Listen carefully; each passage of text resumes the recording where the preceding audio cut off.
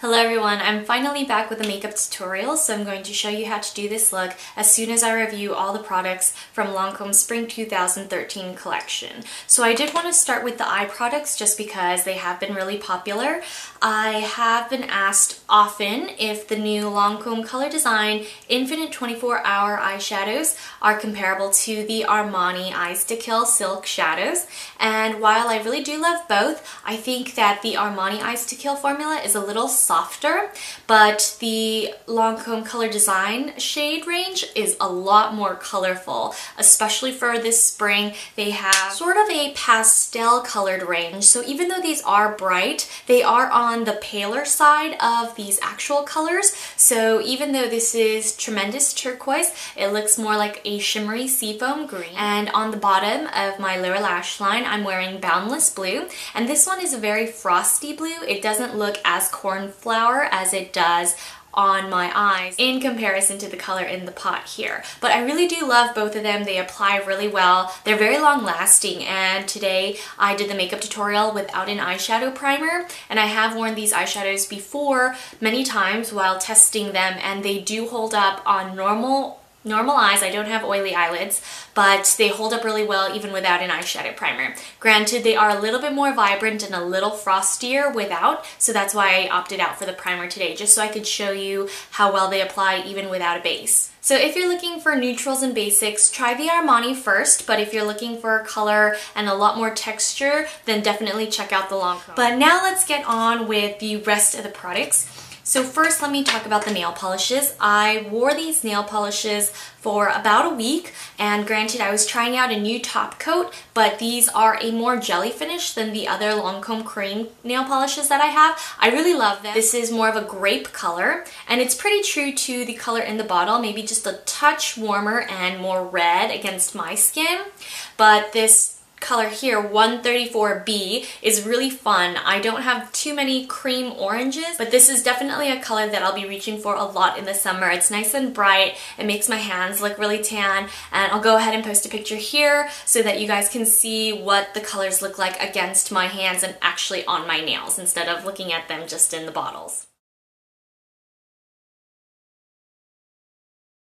Now for my absolute favorite part of the Lancome Spring 2013 collection, the eyeliners. I am in love with these Kohl in Love pencils. They're super long lasting, and they're almost just as good as my Armani Silk waterproof pencils. And I have to say that of the three, my favorite is still number 401, Deep Water Blue, because it's an easy way to wear color without having it be so noticeable. So today on my lower lash line, or on my lower waterline, I'm wearing the popular Jade Crush. It's a very vibrant jade, and I think it's a little too bright for some people, especially if you don't have much of an appetite for color. But Deep Water Blue is a navy, but it has just enough vividness, and it's so saturated with color that even though you can't tell it's a navy on the eyes, for example, I'm wearing it on my upper lash line today, from far away you can't really tell. But it's a great way to give more depth to brown eyes, so I highly recommend this if you have brown eyes, and you'll have a more colorful neutral staple to use. But that doesn't mean I don't like Jade Crush. I love it, and it's a great way to brighten up your lower lash line and waterlines if you want something more fun and just wear a simple wash of a brown eyeshadow to balance it out. So I love this too. But today I went all out. I went really bright for the eye look just so you guys could have something fun to experiment with. But of course, the most practical color in this range is the Chocolate Affair number 101, and I've talked about this product a lot already. I highly recommend any of these Lancome Kohl in Love pencils because they're really affordable, and in the long run I am a huge eyeliner buff, so eyeliner is one of those places where I never skimp and I always splurge. So I highly recommend you try these, especially because they are limited edition. So as you can see, I really love these pencils because I keep raving about them, but they're that great. They don't smudge, they set really quickly. I love them. So I highly recommend them. Go check out a counter. Now for lip products, I love the packaging of the new Balm Love. I always look for products that don't bullets that don't come apart in my purse. I really hate bullets that lose their caps and the lipstick melts and gets all over my stuff. I can't stand that. But the Balm Love is a very dense formula. I love that it's a chapstick basically in bullet form with a really neon translucent color. So it doesn't look anything like this on my lips. I applied this one, number 101, on my lips before I applied my lip color. So you'll be able to see how translucent the color is instead of just looking at how bright and intimidating it might be in the tube. But this is number 101, Urban Ballet, which is a brighter pink, and this one doesn't look anything like the color on my lips either. It's also very translucent. And there's a purple as well as a orange, but I will go ahead and post pictures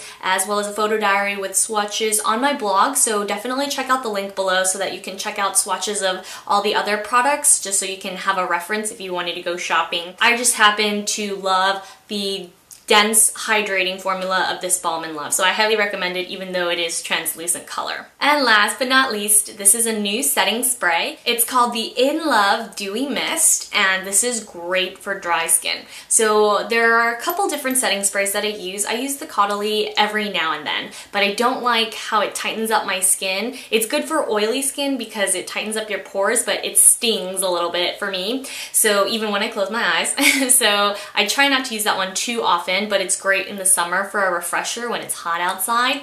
I generally like to use my MAC Fix Plus, which isn't right here at the moment. I think it's in a cabinet somewhere. That's more of a multi-purpose spray, so when I spray brushes to wet eyeshadows, I'll use that. But this facial dewy mist spray is awesome for those with normal to dry skin. It really plumps up the skin, and I'm not going to use it today because when I film, I automatically warm up due to the heat of the lighting. However, during the day, sometimes I'll use this as a moisturizer, and when my face powder looks a little too powdery on the skin, I'll go ahead and use that I'll use this to tone that powderiness down. I highly recommend this for those with dry skin because throughout the day, your skin needs moisture, and if you're not reapplying moisturizer or anything else, then you definitely need to try this. Keep it in your bag, keep it in your desk, and just really freshen up the skin. And now finally, let's get started with the tutorial. I hope you guys enjoy it.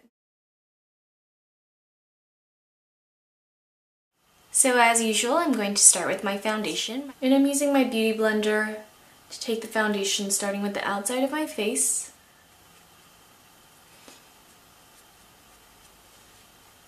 And now that the foundation's been applied, I'm going to take my Tom Ford Illuminating Highlighting Pen.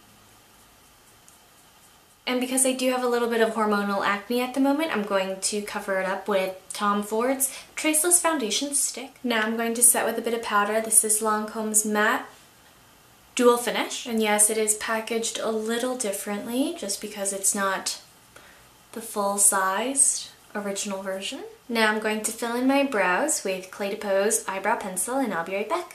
I'm going to begin the eye look with NARS Portobello, the shade to the left. And of course you can definitely use an eyeshadow primer, but today I'm going to skip it. And now I'm going to take Lancome's Tremendous Turquoise, and I'm going to sweep it all over my lid. Now I'm just taking a dark brown, a matte one, and placing it in the outer corner. I'm using Burberry's Dark Sable, but you can use whatever you have on hand. Using the edge of my MAC 137, going to blend out that outer corner and wing it out. Then I'm going to go back in with my turquoise and pat it all over the lid, just in the front half this time. Now I'm going to take Boundless Blue and place it in the front, and then add Armani's number 9 right in the inner corner. Now I'm going to take the Chocolate Coal in Love pencil. I'm going to rim my lower lash line and tightline the top. And now I'm going to take Jade Crush, which seems to be the most popular of the three, and I'm going to place it in the waterline.